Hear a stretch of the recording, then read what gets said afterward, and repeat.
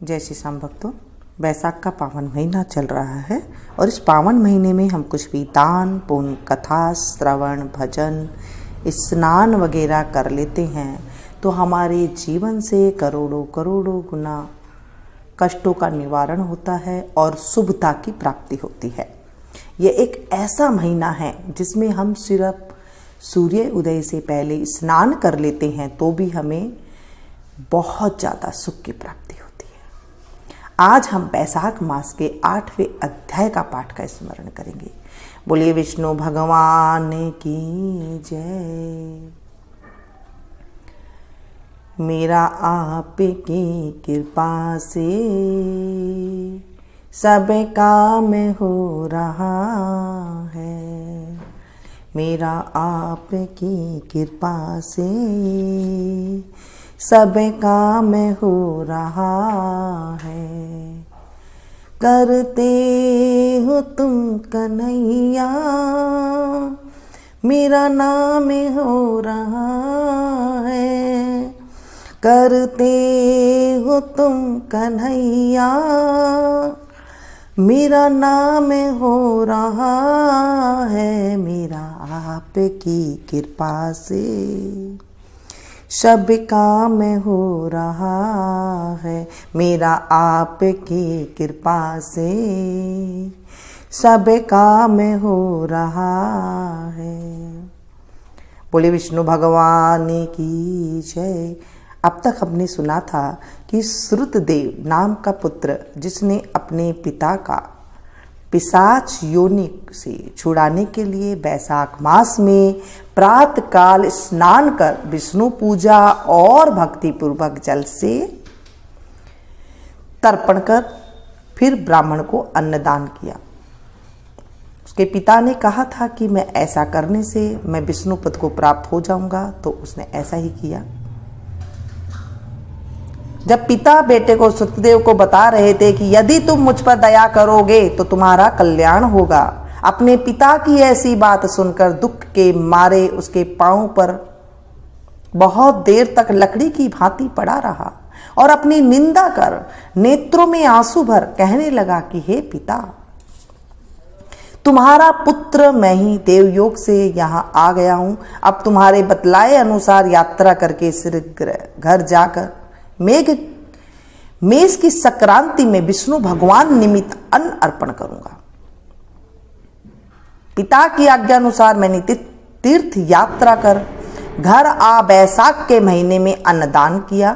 तब मेरे पिता पिशाच योनि से मुक्त हो विमान पर चढ़ मुझे आशीर्वाद दे विष्णु लोक को गए, जहां से फिर कर नहीं आते हैं। इसलिए अन्नदान सब शास्त्रों ने बड़ा धर्म कहा गया है। हे राजन, यह सब धर्मों का सारभूत है जो मैंने कह दिया। अब और किस बात को सुनने की तेरी इच्छा है सो पूछ, मैं तुझसे सत्य कहूंगा। अब तदनंतर मैथिल ने कहा, हे ब्राह्मण, जल दान न करने से इक्ष्वाकु वंशधर राजा का 3 जन्म चातक होना और मेरे घर में ग्रह गोधी बनना ठीक ही हुआ, क्योंकि साधु महात्माओं की सेवा न करने से गीध की योनि पाई, परंतु आपने जो यह कहा कि उसे 7 जन्म तक कुत्ते की योनि मिली, यह बात मुझे बहुत अनुचित प्रतीत होती है कि उसे बिना कारण के ही कुत्ते की कु योनि क्यों मिली। हे विप्रवर, मैं आपका प्यारा शिष्य हूं, आप मेरे इस संशय को दूर कर दीजिए। राजा के प्रश्नों को सुन महायशस्वी श्रुतदेव धन्य धन्य कहकर कहने लगे, हे राजन, हे पाप रहित, जो तुमने पूछा है मैं उसका समाधान कहता हूं। यही बात कैलाश के शिखर पर शिव जी ने पार्वती जी से कही थी। सब लोकों की रचना कर उनकी आमुंसिक और ऐहिक 2 प्रकार की स्थिति बनाई, जल सेवा, अन्न सेवा और औषधि सेवा। हे महाभागे, ये तीनों ऐहिक इस लोक की स्थिति के हेतु हैं। साधु सेवा, विष्णु सेवा और धर्म सेवा, ये तीनों परलोक की स्थिति के हेतु है। ऐहिक हेतुओं का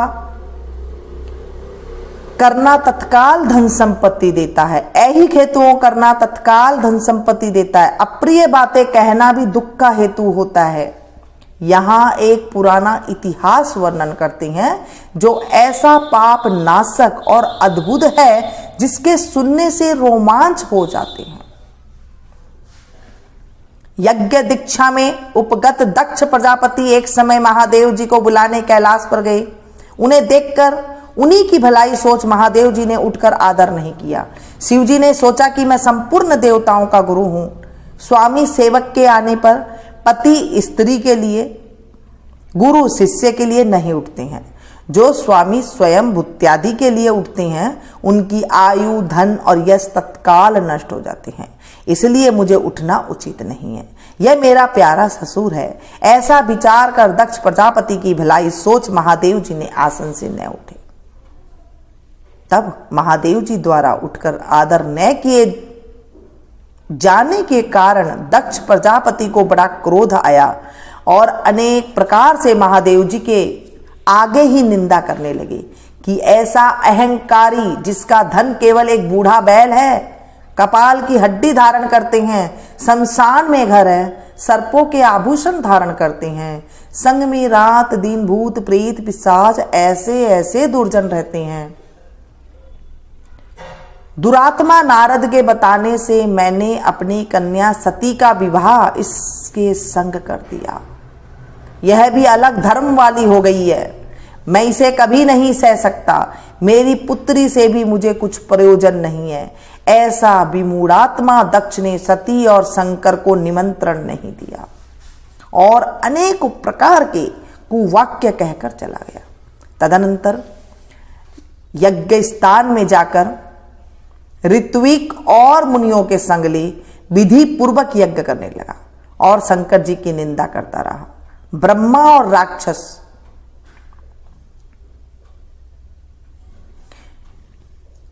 विष्णु को छोड़ सिद्ध, चारण, गंधर्व, यक्ष, राक्षस और किन्नर आदि सब देवता यज्ञ में आए। तब सती की इच्छा अपने कुटुंबियों से मिलने तथा उत्सव देखने की हुई। स्त्रियां स्वभाव की चंचल होती हैं।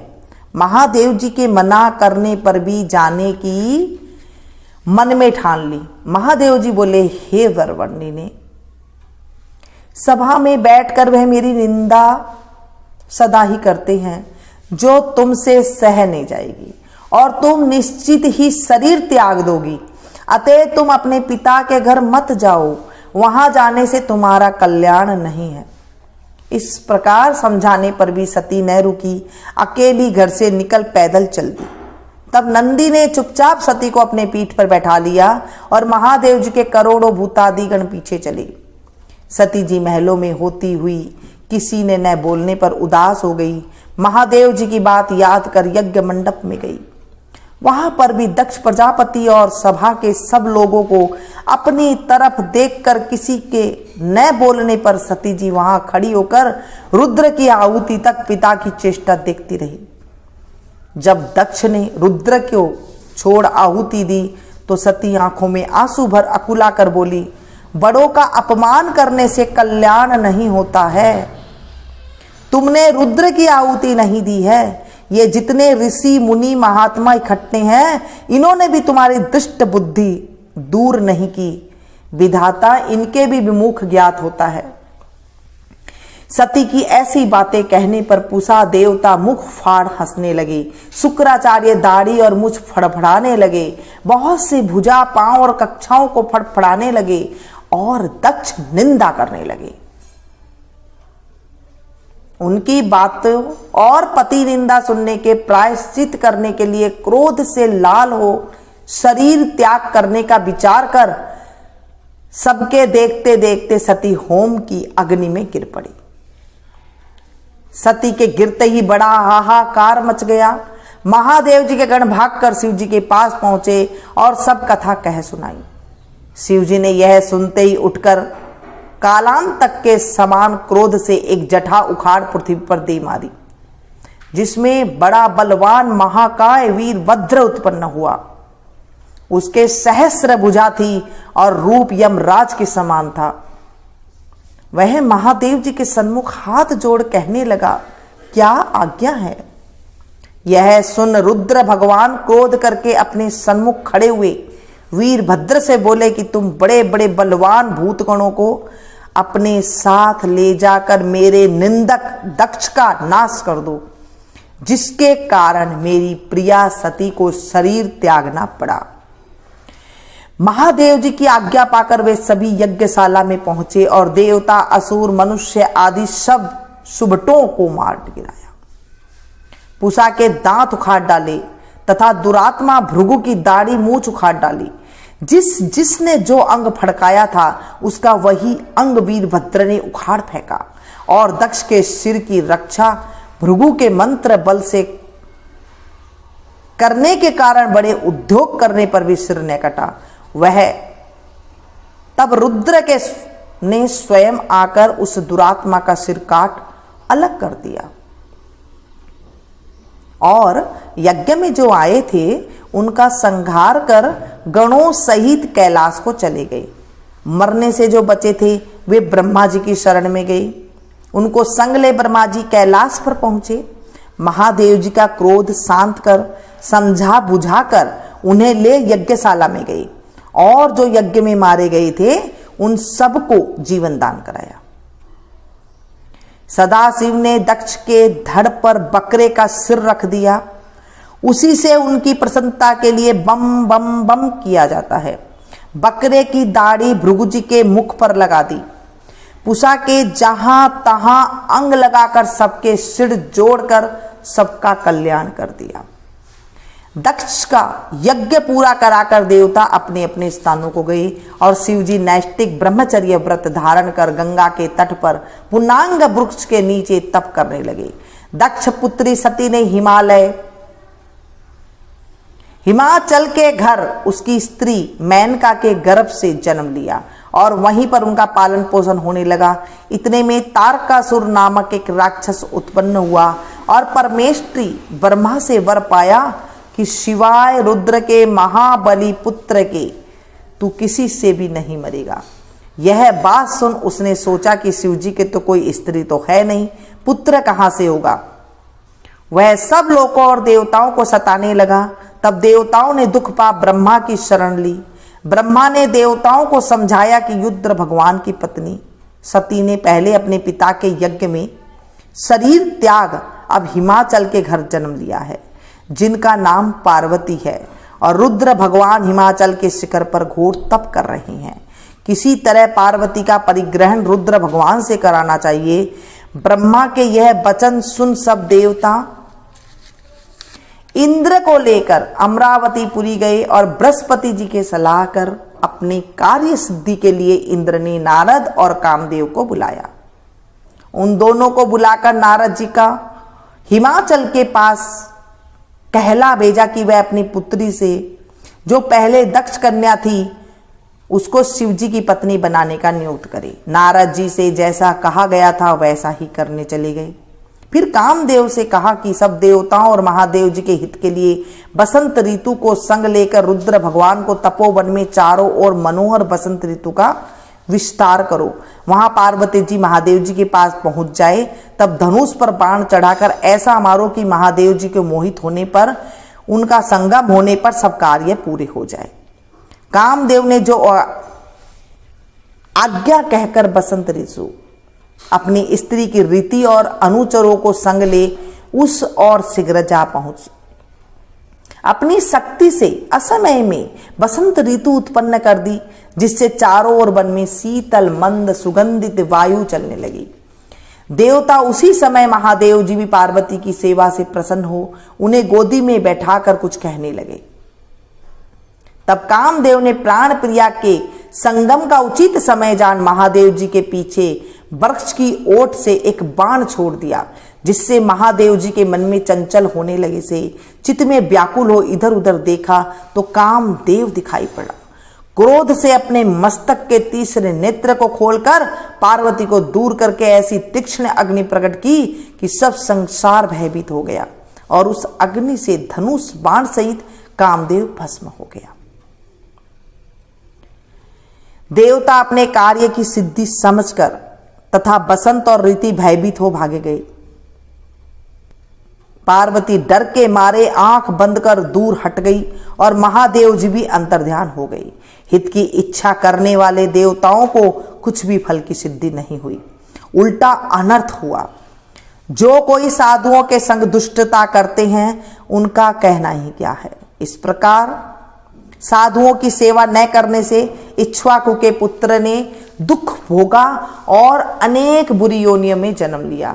जो रात दिन इस पुण्य चरित्र रूपी पुराने इतिहास को सुनते हैं, सुनाते हैं, हुंकारा भरते हैं, वे जन्म, मृत्यु, बुढ़ापा आदि से निसंदेह छूट जाते हैं। बोले विष्णु भगवान की जय।